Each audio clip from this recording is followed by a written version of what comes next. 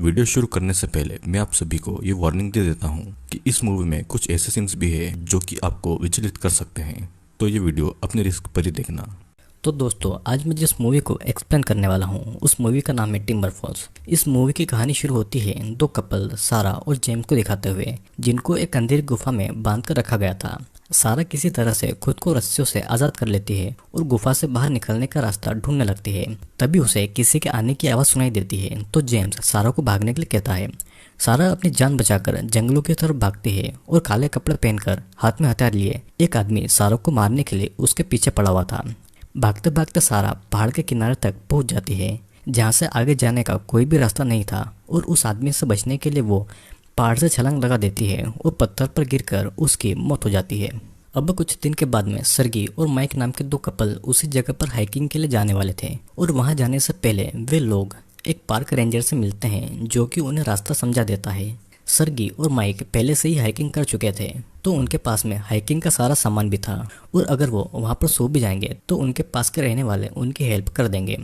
दोनों उस जंगल की तरफ जाने के लिए निकलते हैं और माइक सेफ्टी के लिए अपने पास एक रिवॉल्वर रख लेता है। जाते समय दोनों कंफ्यूज थे कि वो डेनर ट्रेल नाम की जगह पर जाए या फिर विलो क्रिक नाम की जगह पर जाए। तभी वहाँ पर इडा नाम की एक औरत आती है और वो उनको टिम्बर फॉल्स जाने के लिए कह देती है। वे दोनों भी इस बात को मानकर उसी तरफ जाने लगते हैं। वो जगह काफ़ी ज़्यादा सुंदर थी और सर्गी वहाँ के जानवरों के पिक्चर्स भी लेती है। इस जगह की खूबसूरती में दोनों इतना ज़्यादा खो जाते हैं कि वो दोनों वहीं पर मेकआउट करने लगते हैं। लेकिन उनके इस रोमांटिक सीन के बीच में कुछ हंटर लड़के वहाँ पर आ जाते हैं और वो सर्गी के कपड़े सूंघकर उन दोनों का मजाक बनाने लगते हैं। एक लड़का माइक को शराब पीने के लिए देता है और माइक वो शराब पीता है, और फिर वे लोग उसे उस शराब को खरीदने के लिए कहते हैं। उन लोगों के बिहेवियर से परेशान होकर माइक अपनी गन निकालने वाला था, पर सर्गी उसे रोक लेती है और उनको पैसे देने को कह देती है। माइक उन लड़कों को पैसे दे देता है और तब वे सभी वहाँ से चले जाते हैं। सर्गी माइक से कहती है कि उसे पसंद नहीं है कि वो यहाँ पर गन लेकर आया है, और वो माइक को गन को फेंकने के लिए कहती है। लेकिन माइक अगर गन फेंक देगा तो गन को उठाकर कोई उसे यूज कर लेगा, और तब सर्गी गन की बुलेट्स को फेंक देने के लिए कहती है। माइक सर्गी की बात मानकर उन बुलेट्स को फेंक देता है। तभी वहाँ पर एक पार्क रेंजर क्लाइड आता है। वो उनसे उनके बीच में आने के लिए माफी मांगता है। वो फिर उन दोनों से उनकी कैंपिंग की जगह के बारे में पूछकर वहाँ से चला जाता है।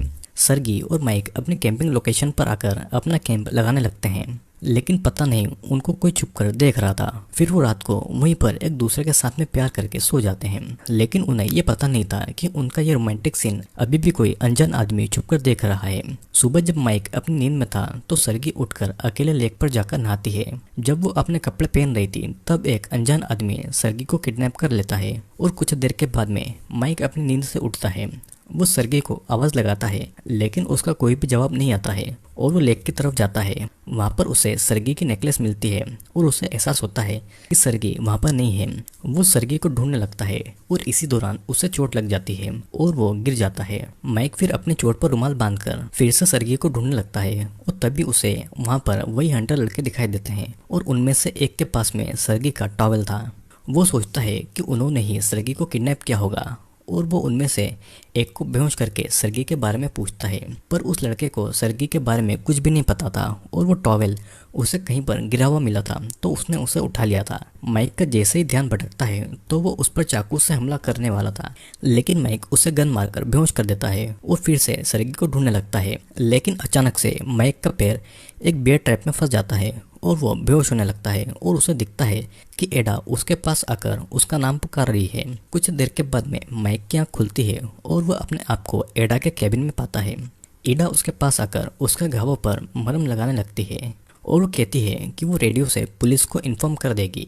माइक एडा को सर्गी के मिसिंग होने के बारे में बताता है। तभी वहाँ पर उन लड़कों में से एक हंटर आता है और एडा से माइक के बारे में पूछता है। एडा कहती है कि उसने माइक को नहीं देखा है, और तब वो लड़का वहाँ से चला जाता है।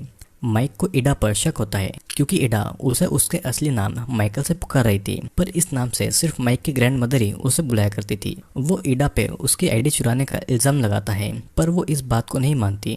वो एडा से रेडियो भी मांगता है ताकि वो पुलिस को कांटेक्ट कर पाए, पर एडा कहती है क्योंकि वो माइक और सरगी पर नजर रख रही थी और दोनों ने ही जंगल में पाप किए हैं और उनको उनके पाप की सजा जरूर मिलेगी। फिर इडा और माइक के बीच में लड़ाई होती है और माइक इडा को किसी तरह बेहोश करके रेडियो को यूज करने के लिए जाता है, लेकिन तब वो रेडियो नहीं चलता है। यहाँ वह देखते समय माइक को एक सीक्रेट डोर मिलता है और वो उस डोर को खोलकर बेसमेंट में चला जाता है। माइक को बेसमेंट में बहुत सारे जार्स दिखते हैं जिसके अंदर प्री मैच्योर बेबीज रखे हुए थे जो कि पैदा नहीं हो पाए थे। उसे वहाँ पर सरगी भी मिलती है जो कि बंधी हुई थी और वो सरगी को आज़ाद करने ही वाला था कि तभी वहाँ पर इडा का भाई डेकन आ जाता है जिसका चेहरा बहुत ज़्यादा बिगड़ा हुआ था। उसके हाथ में एक हथियार था और उसने काले कपड़े पहने हुए थे और ये आदमी वही था जिसने मूवी की शुरुआत में उन कपल्स को मारा था। लेकिन वो आदमी ऐसा क्यों कर रहा था ये तो आपको इस मूवी में आगे ही पता चलेगा। तो चलिए आगे बढ़ते हैं। डेकन माइक पर अटैक करता है तो माइक सरगी को भागने को कहता है। सरगी भागकर कार से टकराने ही वाली थी और उस कार के अंदर पार्क रेंजर क्लाइड था। सरगी क्लाइड को सब कुछ बताती है और उनसे मदद मांगती है, पर क्लाइड उनके साथ में मिला हुआ था और वो सरगी को बेहोश करके फिर से उसी जगह पर ले जाकर बांध देता है। हमें यहाँ पर ये पता चलता है कि वो पूरी फैमिली कुछ और ही तरीके के रिलीजन को मानती है। एडा ने माइक और सरगी को शादी से पहले ही कैंप के अंदर मेकआउट करते हुए देख लिया था और उन लोगों के मुताबिक ऐसा करना और इसी पाप को मिटाने के लिए माइक और सरगी को उनके लिए बच्चा पैदा करना होगा, क्योंकि इडा बच्चा पैदा नहीं कर सकती थी। डेकन भी ये इमेजिन कर रहा था कि वो सरगी के साथ में इंटीमेट हो रहा है और इडा सरगी को चाय देती है जिसे पीते ही सरगी बेहोश हो जाती है। फिर वो उसे एक रूम में लेकर जाती है जहाँ पर माइक सरगी के साथ में इंटीमेट होगा। माइक ये सब करने से मना कर देता है और तब क्लाइड माइक के हाथ पर एक कट मारता है और कहता है कि यहाँ पर कोई भी उनकी मदद करने नहीं आएगा, क्योंकि इस बेसमेंट की आवाज़ ऊपर तक भी नहीं जाती है चाहे वो कितना भी चिल्ला ले। और बाहर जाते समय इडा टेप को ऑन करके जाती है ताकि म्यूजिक सुनकर माइक रोमांटिक मूड में आ जाए। माइक फिर सरगी को उठाने की कोशिश करता है लेकिन सरगी नहीं उठती है। इधर हम देखते हैं कि क्लाइड एडा से कहता है कि इस बार उनकी कोशिश फेल नहीं होगी। फिर क्लाइड और एडा रूम के अंदर जाते हैं और क्लाइड माइक को वहां से ले जाकर बांध देता है और कहता है कि वो अगर सरगी के साथ में इंटीमेट नहीं हुआ तो उसे बहुत ज़्यादा सजा मिलेगी। अब डेकन माइक को टॉर्चर करने लगता है और माइक इंटीमेट होने के लिए मान जाता है। रूम के अंदर एडा भी सरगी को टॉर्चर कर रही थी। अब कुछ समय के बाद में उन हंटर में से रोड नाम का एक लड़का क्लाइड को, माइक और सरगी को कि उन्होंने कहीं उन दोनों को देखा या नहीं। क्लाइड कहता है कि वे लोग यहाँ से चले गए हैं और रोड कहता है कि उनका कैंप और कार वहीं पर पड़े हुए हैं और रोड को ये समझ आ गया था कि क्लाइड कुछ छुपा रहा है। तो अब दूसरी तरफ माइक क्लाइड से कहता है कि उसकी फैमिली वाले जल्दी उसे ढूंढ आएंगे और क्लाइड ये कहता है कि कोई उन्हें नहीं ढूंढ पाएगा क्योंकि उसने माइक की कार और सारे सामान को ठिकाने लगा दिया है। क्लाइड के जाते ही सरगी माइक से उनकी बात मानने को कहती है और माइक उसे समझाता है वे उससे बच्चा पैदा करवाने के बाद में वे लोग सरगी को भी मार देंगे। इस तरफ रेंजर्स के ऑफिस में माइक और सरगी की मिसिंग रिपोर्ट आती है। वहाँ का पार्क रेंजर उसके असिस्टेंट को उनको ढूंढने के लिए कहता है। वो लड़की वहाँ पर जाकर उन हंटर्स लड़कों को सरगी और माइक के बारे में पूछकर उनकी फोटोज भी दिखाती है। वे लड़के सुनकर शॉक्ड थे कि वे लोग अभी भी मिसिंग थे। डेकन सरगी के साथ में जबरदस्ती इंटीमेट होना चाहता था, पर एडा और क्लाइड की वजह से वो ऐसा नहीं कर पाता है। एडा माइक को धमकाती है कि अगर उसने उनकी बातें नहीं मानी तो सरगी को बुरी तरह टॉर्चर करेंगे। तभी सरगी हंसने लगती है और कहती है कि वो पहले ही 2 महीने से प्रेग्नेंट है और ये इस रिचुअल के पहले ही हो गया है और उनका जो बच्चा है वो शादी से पहले का है, जो कि वो इसे पाप मानते हैं।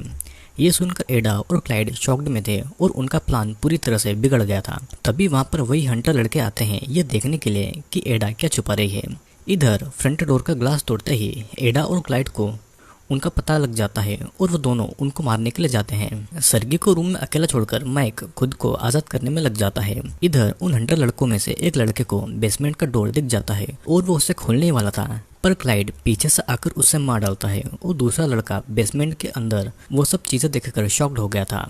एडा क्लाइड को सरगी का बच्चा गिरा देने को कहती है, पर क्लाइड ये कहता है कि वो उन दोनों को मार देगा और वे कोई दूसरा कपल ढूंढेंगे बच्चा पैदा करवाने के लिए। क्लाइड जब बेसमेंट में जाता है तो माइक गन से क्लाइड के सर पर गोली मारकर उसे मार डालता है।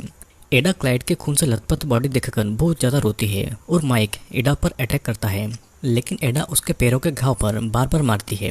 सरगी पीछे से आकर एडा को मार के बेहोश कर देती है और उसको बेसमेंट में ही लॉक करके भागने की सोचती है। माइक भी ठीक से चल नहीं पा रहा था तो सरगी को मदद लाने को कह देता है और सरगी बेसमेंट के ऊपर जाकर क्लाइड की वॉकी टॉकी पर मदद मांगने लग जाती है, पर गलती से वॉकी टॉकी टूट जाता है। डेकन भी वहाँ पर आ जाता है और दोनों के बीच में लड़ाई होती है और मौका मिलते ही वो डेकन पर आग लगा देती है। डेकन जिंदा जलने लगती है और फिर वो माइक को बेसमेंट से निकालती है। तभी एडा भी बेसमेंट से निकलकर माइक पर चाकू मारती है। सरगी डेकन के हथियार से एडा पर हमला करती है और एडा मारी गई थी। फिर वो माइक को संभालती है और फ़ोन से पुलिस को कॉल भी करती है। अब जिसके बाद में पुलिस भी थोड़ी देर में उनकी मदद करने के लिए वहाँ पर आने वाली थी। तभी ये सीन यहीं पर कट होता है और हम देखते हैं कि 1 साल के बाद में शेरिल और माइक की एक प्यारी सी बेटी को दिखाया जाता है। वे दोनों अपने बेबी को सुलाकर रूम से निकल जाते हैं।